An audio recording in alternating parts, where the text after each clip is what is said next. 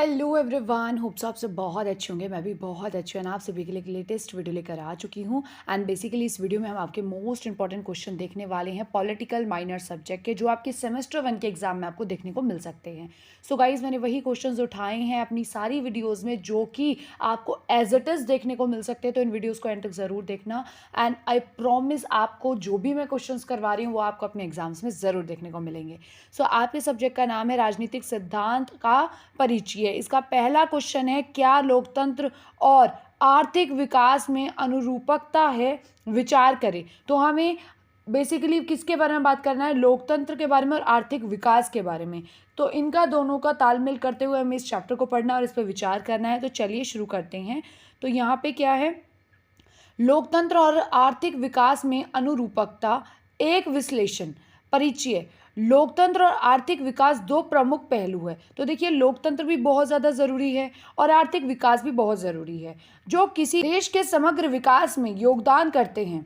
लोकतंत्र वह प्रणाली है जहाँ लोगों को अपने प्रतिनिधियों का चयन करने का मौका मिलता है। ठीक है, बेसिकली अधिकार होता है। ठीक है, सो लोकतंत्र क्या होता है? जिसमें आप अपने द्वारा अपने प्रतिनिधि को चुनते हैं, अपने पेशे को चुनते हैं। जैसे कि आपको वोट डालने का अधिकार है, इसमें आप क्या करते हैं?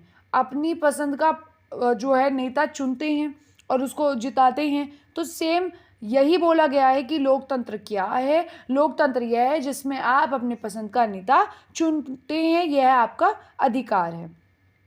जबकि आर्थिक विकास एक देश की आर्थिक प्रगति और नागरिकों की जीवन शैली को बेहतर बनाने की प्रक्रिया है। और आर्थिक विकास क्या होता है? आर्थिक रूप से लोगों का विकास। यहाँ पे क्या होता है? प्रगति और नागरिकों की जीवन शैली को बेहतर बनाने के लिए जो चीज़ें करी जाती है। ठीक है, जैसे कि शिक्षा है। शिक्षा से क्या होता है? आर्थिक विकास होता है और देश का विकास भी होता है ना। तो ये क्या है? इसमें देश के आर्थिक प्रगति और नागरिकों की जीवन शैली को बेहतर बनाने की प्रक्रिया है। कौन सी प्रक्रिया की बात कर रहे हैं? आर्थिक विकास की बात कर रहे हैं। तो आपको दोनों के बारे में पता होना चाहिए कि लोकतंत्र क्या है और आर्थिक विकास क्या है। इन दोनों के बीच एक जटिल और गहरी अनुरूपकता है, यानी कि ये एक दूसरे में कहीं ना कहीं बहुत ही गहरा संबंध रखते हैं। कौन? आर्थिक विकास और लोकतंत्र, जो समाज और देश की स्थिरता, समृद्धि और विकास को प्रभावित करती है। इस निबंध में हम यह समझने की कोशिश करेंगे कि लोकतंत्र और आर्थिक विकास एक दूसरे से कैसे जुड़े हुए हैं। तो हम इसमें क्या देखने वाले हैं कि जो लोकतंत्र है और आर्थिक विकास है वो एक दूसरे से कैसे जुड़े हुए हैं। इसी को इस चैप्टर में हम समझने की, बेसिकली इस क्वेश्चन में समझने की कोशिश करेंगे। यहाँ पे है लोकतंत्र की विशेषता। अभी हम लोकतंत्र की विशेषता देखने वाले हैं। लोकतंत्र मैंने जैसे कि आपको बताया, चुनने का अधिकार। ठीक है, तो यहाँ पे क्या है? जन भागीदारी, यानी कि लोकतंत्र में हर व्यक्ति को सरकार चुनने का अधिकार होता है। यह सुनिश्चित करता है कि हर वर्ग और हर समुदाय की समस्या और आवश्यकताएं सुनी जाए। तो यहाँ पे क्या होता है? सरकार चुनने का अधिकार आपको लोकतंत्र में दिया जाता है, जिसमें जन जन की भागीदारी होती है। सभी व्यक्ति जो है वोट देते हैं और वह अपने पसंद के नेता को क्यों वोट देते हैं, क्यों जिताते हैं? ताकि वह उनकी समस्याओं को दूर करे और उनके लिए समाधान निकाले। तो हर एक जगह का एक क्या होता है? नेता होता है। ऐसे ही हमारे देश के लिए हम प्रधानमंत्री का चयन करते हैं। यहाँ पे क्या लिखा हुआ है? स्वतंत्रता और अधिकार। लोकतंत्र नागरिकों को स्वतंत्रता और बुनियादी अधिकार प्रदान करता है। तो लोकतंत्र क्या देता है? नागरिकों को स्वतंत्रता देता है, क्योंकि इसमें आप अपने पसंद का प्रतिनिधि चुन रहे हैं। तो आप स्वतंत्र है, आप पर किसी तरह का दबदबा नहीं है कि भाई आप इसी को चुनेंगे। आप अपनी मर्जी से अपने पसंद के नेता का चयन कर सकते हैं। यह बुनियादी अधिकार जो है ये प्रदान करता है हमारा लोकतंत्र व्यक्तियों को, जैसे कि अभी व्यक्ति की स्वतंत्रता, शिक्षा का अधिकार और समानता का अधिकार। सभी व्यक्ति समान है, सभी स्वतंत्र है और सभी को शिक्षा का अधिकार है। ये लोकतंत्र के अंतर्गत आती है। जवाबदेह और पारदर्शिता। जवाबदेह और पारदर्शिता का भी आपको अधिकार दिया जाता है लोकतंत्र में। कैसे? लोकतांत्रिक प्रणाली में सरकार नागरिकों के प्रति जवाबदेह होती है और निर्णय पारदर्शी के साथ लिए जाते हैं। यानी कि जवाबदेह, यहाँ पे क्या होती है? सरकार नागरिकों के प्रति जवाबदेह होती है और पारदर्शिता के साथ लिए जाते हैं निर्णय। यानी कि सरकार क्या करती है? सभी की बात सुनती है, सभी के लिए एक अच्छा निर्णय लेती है। अगर यहाँ पे मानो आपके ज़िले में कोई प्रॉब्लम हो रही है तो आप ज़िले के जो पंचायत बेसिकली सरपंच होते हैं उनके पास जाते हैं, उनको अपनी समस्या बताते हैं। या फिर 2 लोगों की लड़ाई हो गई तो गाँव के मुखिया के पास आप जाते हो, उसे बताते हो और वो आपकी लड़ाई सॉल्व कराते हैं। ऐसे ही जवाबदेह और पारदर्शिता, यानी कि जो सरकार होती है वो नागरिकों के प्रति जवाबदेह होती है और निर्णय जो होते हैं वो पारदर्शिता के साथ लिए जाते हैं, यानी कि दोनों के बारे में सोचकर लिए जाते हैं।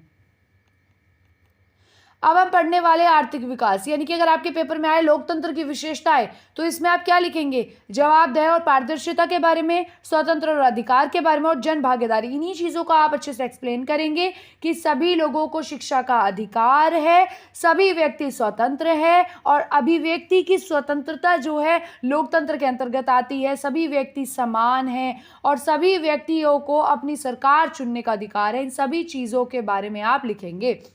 अब आर्थिक विकास की विशेषताएं, बुनियादी ढांचे का विकास। सबसे पहले तो आर्थिक विकास में बुनियादी ढांचे का विकास होता है। क्या लिखा है यहाँ पे कि आर्थिक विकास का मतलब होता है अच्छी सड़कें, बिजली, पानी और स्वास्थ्य सुविधाएं जो नागरिकों के जीवन को बेहतर बनाती है। आर्थिक विकास होता है बेटा जिसमें क्या होता है, आपके जीवन का विकास किया जाता है कि भाई आपको अच्छी बिजली मिल रही है, अच्छा पानी मिल रहा है, आपके आप स्वस्थ रहो, इसके लिए अस्पताल बनाए जा रहे हैं। तो ये सभी चीज़ें क्या है, आपके आर्थिक विकास के लिए की जाती है। तो याद रखना कि आर्थिक विकास की विशेषताओं में बुनियादी ढांचे का विकास भी होता है, जिसमें आपके लिए क्या किया जाता है, स्वास्थ्य सुविधाएं दी जाती है, पानी की सुविधाएं दी जाती है, जिससे कि आपके आर्थिक विकास हो सके। अब है रोजगार के अवसर। अब आर्थिक विकास में क्या होगा, रोजगार के अवसर का भी एक उदाहरण है आर्थिक विकास का। क्या कि आर्थिक प्रगति से रोजगार के अवसर बढ़ते हैं, जैसे गरीबी कम होना, तो लोगों के साथ अच्छा हो, वही है आपका आर्थिक विकास। तो यहाँ पर क्या हो रहा है, लोगों को अच्छी सुविधा दी जा रही है स्वास्थ्य संबंधित, ठीक है। यहाँ पर सेम यहाँ पे क्या बोला है, रोजगार के अगर अवसर होंगे तो भी आर्थिक प्रगति होगी, कि अगर कोई लोग गरीब है और उसको रोजगार का अवसर मिल जाए तो गरीबी दूर हो सकती है। ऐसे ही जीवन स्तर में सुधार, यहाँ पे आर्थिक विकास का उद्देश्य सभी नागरिकों को बेहतर जीवन स्तर प्रदान करना है। तो आर्थिक विकास का क्या उद्देश्य होता है कि सभी लोगों को एक अच्छा जीवन मिले। तो मैंने बताया ना भी, नागरिक का जीवन अच्छा हो, यही जो है आपके आर्थिक विकास का उद्देश्य है, जिसमें शिक्षा, स्वास्थ्य और सुरक्षा शामिल है। तो यहाँ पे ये सभी पॉइंट्स जो है इंपॉर्टेंट है कि आपको अगर एक अच्छा जीवन चाहिए तो आर्थिक विकास में जीवन स्तर में सुधार होने ज़रूरी है। इसमें शिक्षा, स्वास्थ्य और सुरक्षा शामिल है। इन सभी चीज़ों का आपके लिए होना ज़रूरी है, तभी देश का आर्थिक विकास अच्छा हो पाएगा। अब देखिए, हमने बात करी कि लोकतंत्र की क्या विशेषताएं हैं, लोकतंत्र किसे कहते हैं, आर्थिक विकास क्या है। अब हम क्या करने वाले हैं, इन दोनों का तालमेल देखने वाले हैं कि ये दोनों ही क्यों ज़रूरी है, इन दोनों का एक दूसरे के साथ एक गहरा संबंध है, उसके बारे में हम यहाँ पे पढ़ने वाले हैं। लोकतंत्र और आर्थिक विकास के बीच संबंध, इसमें क्या है, नीतियों का निर्माण और कार्यान्वयन क्या है। इसमें हम देखेंगे कि कैसे नीतियां बनाई जाती है और कैसे उन नीतियों पे खरा उतरा जाता है। बेसिकली जो भी नीति बनाई गई है उसके अनुसार कैसे कार्य होता है वो हम यहाँ पे देखने वाले हैं। तो यहाँ पर क्या है, लोकतांत्रिक व्यवस्था में नीतियां जनता की जरूरतों को ध्यान में रखकर बनाई जाती है। तो यानी कि जो लोकतांत्रिक व्यवस्था है इसमें ना नीतियां बनाई जाती है, उन सब में क्या चीज़ों का ध्यान दिया जाता है कि जनता को क्या चीज़ों की ज़रूरत है, ठीक है।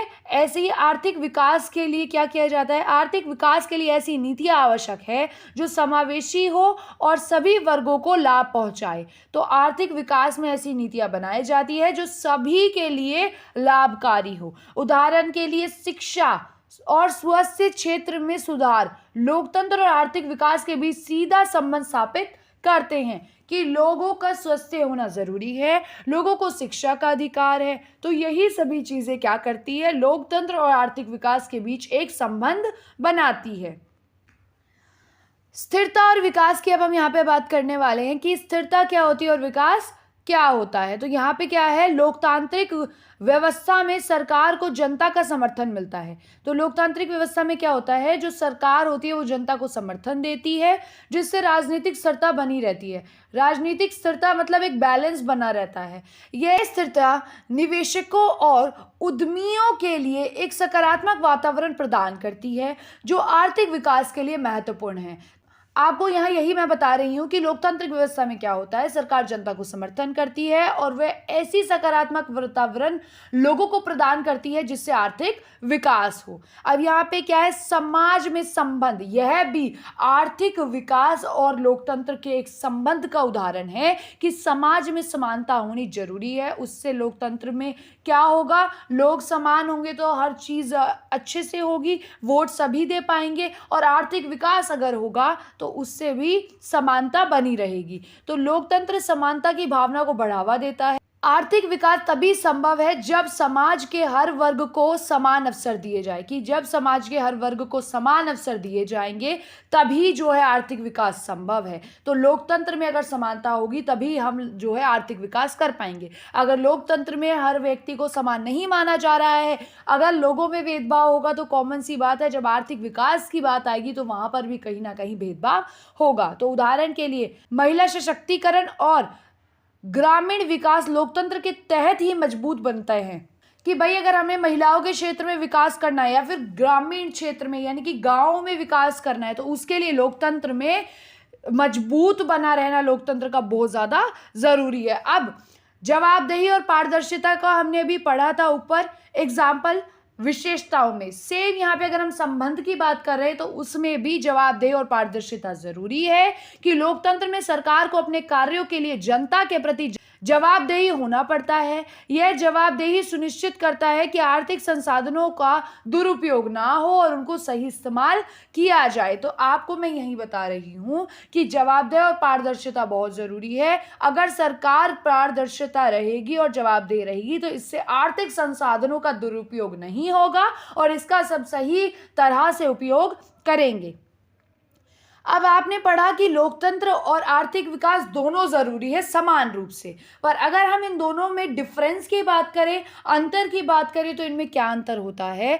हालांकि लोकतंत्र और आर्थिक विकास हम हमेशा समान गति से नहीं चलते, कि भाई यहाँ पे जो लोकतंत्र है और आर्थिक विकास है ये दोनों समान रूप से नहीं चलते हैं, यानी कि हम इसमें स्थिरता लाने की कोशिश करते हैं, बहुत सारी चीज़ों में इसमें बैलेंस बनाया जाता है, पर कहीं ना कहीं इसमें समान गति नहीं रहती है। तो उसी के बारे में हम यहाँ पे देखने वाले हैं कि दबावपूर्ण नीतियाँ, यहाँ पे क्या होती है, दबावपूर्ण नीतियां होती है कि कभी कभी लोकतांत्रिक सरकार जन भावनाओं के दबाव में ऐसी नीतियां लागू करती है जो आर्थिक दृष्टि से सही नहीं होती है। तो लोकतांत्रिक सरकार बहुत बार क्या होता है, जब चीज़ें खराब होने लगती है तो दबावपूर्ण नीतियां बनाती है, जिससे क्या होता है आर्थिक दृष्टि से जो कि बिल्कुल सही नहीं होती है लोगों के लिए, पर यह बनानी भी ज़रूरी होती है। अब यहाँ पे क्या है, दीर्घकालिक बनाम अल्पकालिक लाभ। अब इसमें हम दीर्घकालिक बनाम क्या होता है और अल्पकालिक लाभ क्या होता है इनके बारे में पढ़ने वाले हैं। तो यहाँ पे लोकतांत्रिक जो सरकारें हैं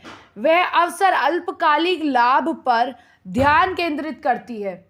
यहाँ पे क्या बोला गया है कि जो दीर्घकालिक सरकारें होती हैं वह अक्सर क्या करती हैं, अल्पकालिक जो हमारी लाभ होती है इन पर ध्यान केंद्रित करती है, जबकि आर्थिक विकास के दीर्घकालिक योजनाओं की आवश्यकता होती है। यानी कि अगर हमें किसी क्षेत्र में अच्छा विकास करना है तो उसके लिए दीर्घकालिक योजना यानी कि बड़ी योजनाएं बनाई जाएंगी, पर अगर हमें लोकतंत्र में क्या होता है, अल्पकालिक योजना, यानी कि अगर सभी समान है तो हर जगह यही रूल चलेगा, ठीक है।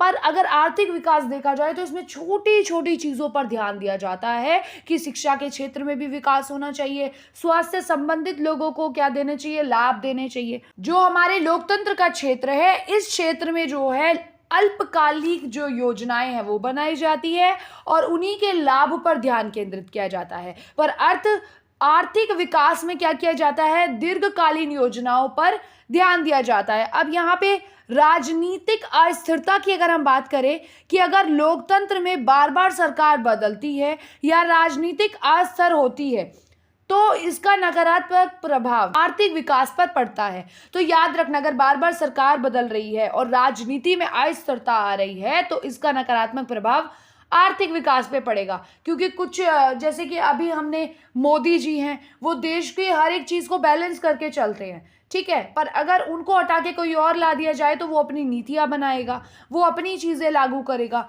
तो इससे क्या होगा, आर्थिक विकास पर भी प्रभाव पड़ेगा।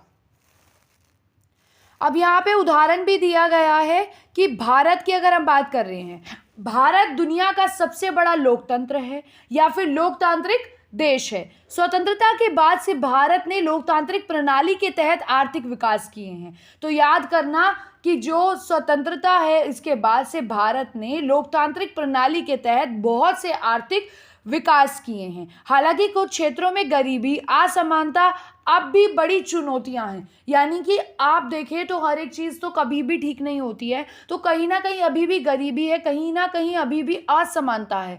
पर लोकतांत्रिक प्रणाली के तहत आर्थिक विकास जो है वो कई हद तक अच्छे हुए हैं आज़ादी के बाद से।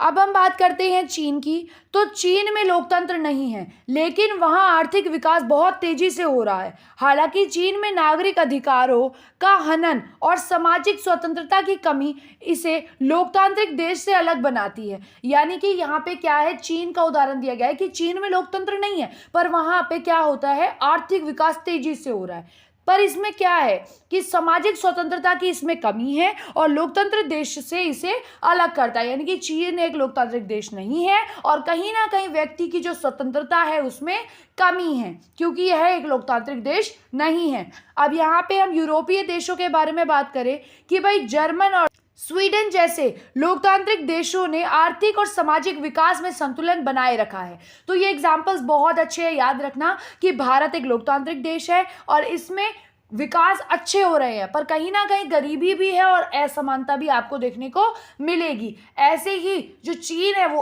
अलोकतांत्रिक देश है, पर इसके जो आर्थिक विकास है वो तेजी से देखने को मिलता है। अब यूरोपीय देशों की बात करें तो जर्मन और स्वीडन जैसे देश हैं, ये लोकतांत्रिक देश है। इन्होंने आर्थिक और सामाजिक विकास में जो है संतुलन बनाया हुआ है। अब यहाँ पे क्या है, चुनौतियां और समाधान की जो चुनौतियां हैं वो कैसी हैं और उनके कैसे समाधान निकाले गए वो हम देखेंगे यहाँ पे। कि समान विकास सुनिश्चित करना, यानी कि जो विकास है वो समान रूप से होना चाहिए। लोकतंत्र में हर व्यक्ति की भागीदारी के बावजूद विकास और असमानता एक बड़ी चुनौती है। इसे दूर करने के लिए शिक्षा और स्वास्थ्य में निवेश बढ़ाना होगा। यहाँ पे क्या बोला गया है कि लोकतंत्र में हर एक व्यक्ति की भागीदारी है, पर उसके बावजूद भी जो विकास है उसमें असमानता है, यह एक बड़ी चुनौती है। इसे दूर करने के लिए शिक्षा और स्वास्थ्य में निवेश बढ़ाना होगा। कि भाई समान विकास के लिए हमें क्या करना होगा, शिक्षा के क्षेत्र में विकास करना होगा और स्वास्थ्य के क्षेत्र में भी विकास करना होगा। क्योंकि देश में हर व्यक्ति की भागीदारी है लोकतंत्र में, पर फिर भी असमानता है, तो उसके लिए हमें कुछ क्षेत्रों में निवेश करना जरूरी है। अब है नीतियों का सही कार्यान्वयन, कि भाई जो नीतियां है इनका सही रूप से कार्य करना भी जरूरी है। नीतियों को पारदर्शिता और जवाबदेही के साथ लागू करना आवश्यक है ताकि आर्थिक संसाधनों का सही उपयोग हो। यानी कि जो आर्थिक क्षेत्र है, अगर हमें इसमें विकास चाहिए तो जो नीतियां है वो पारदर्शिता होंगी और जवाबदेही होनी चाहिए। अब है लंबी अवधि की योजना, कि कोई भी योजना बनाई जा रही है तो वो लंबी अवधि के लिए होनी चाहिए। कि सरकार को ऐसी योजनाएं बनानी चाहिए जो दीर्घकालिक विकास सुनिश्चित करे। अल्पकालिक क्या होता है, जो कुछ टाइम के लिए हो, कम हो या फिर छोटे क्षेत्र पर हो। दीर्घकालीन जो लंबे समय तक चले और अधिक इससे आर्थिक विकास हो या अधिक लाभ मिले। अब हम यहाँ पे बात करने वाले हैं निष्कर्ष के ऊपर कि भाई इसका निष्कर्ष क्या है। तो यहाँ पर बोला गया है लोकतंत्र और आर्थिक विकास एक दूसरे से जुड़े हुए हैं। कि जो लोकतंत्र है और आर्थिक विकास है ये एक दूसरे में जुड़े हैं। लोकतंत्र समाज में समानता, स्वतंत्रता और न्याय की भावना को बढ़ावा देता है। कि जो लोकतंत्र है अगर ये समाज में रहेगा तो समानता, स्वतंत्रता और न्याय की भावना बनी रहेगी। और जो आर्थिक विकास के लिए अनिवार्य है, कि अगर हमें आर्थिक विकास अच्छा चाहिए तो उसके लिए हमारा लोकतंत्र भी अच्छा होना जरूरी है। अब यहाँ पे क्या है, हालांकि दोनों के बीच तालमेल बैठाने में कई चुनौतियां हैं कि अगर हम दोनों को एक साथ लेकर चले तो बहुत सारी चुनौतियों को हमें सामना करना पड़ेगा। लेकिन अगर सही नीतियां और योजनाएं बनाई जाए तो लोकतांत्रिक व्यवस्था आर्थिक विकास को तेजी से बढ़ावा दे सकती है। इसीलिए लोकतंत्र और आर्थिक विकास को साथ लेकर चलना ही किसी भी देश की प्रगति के लिए सबसे उपयुक्त मार्ग है। तो निष्कर्ष में हमने यही पढ़ा कि अगर हम बात कर रहे हैं लोकतंत्र और आर्थिक विकास के क्षेत्र में तो दोनों में बैलेंस होना बहुत जरूरी है। अगर हमें किसी भी देश में विकास चाहिए तो लोकतंत्र और आर्थिक विकास के बीच एक संबंध होना उपयुक्त है। तो होप गाइस ये चीज आपको समझ आई होगी। सो गाइज होप सो ये क्वेश्चन आपको समझ आया होगा। पेपर में आपको ऐसा सेम क्वेश्चन लोकतंत्र को देखकर मिलने वाला है या फिर आर्थिक विकास को लेकर क्वेश्चन मिलने वाला है। तो इस क्वेश्चन का आपको आंसर किस तरह से लिखना है होप आपको समझ आ गया होगा। एंड गाइज अगर वीडियो अच्छी लगी तो वीडियो को लाइक करना, चैनल को सब्सक्राइब करना। इसका PDF मैं टेलीग्राम ग्रुप पर डाल दूंगी, वहां पर आपको मिल जाएगा। लिंक मेरा डिस्क्रिप्शन में है टेलीग्राम ग्रुप का, वहां से जाइए, जल्दी से टेलीग्राम ग्रुप को ज्वाइन करिए। चैनल को सब्सक्राइब नहीं किया है तो जल्दी से चैनल को सब्सक्राइब करो। और वीडियो कैसी लगी है अगर एंड तक देखिए तो जरूर बताना, बिकॉज मैं आप सभी के कमेंट्स का इंतजार करती हूँ। And thank you for watching this video till the end. अब बाय।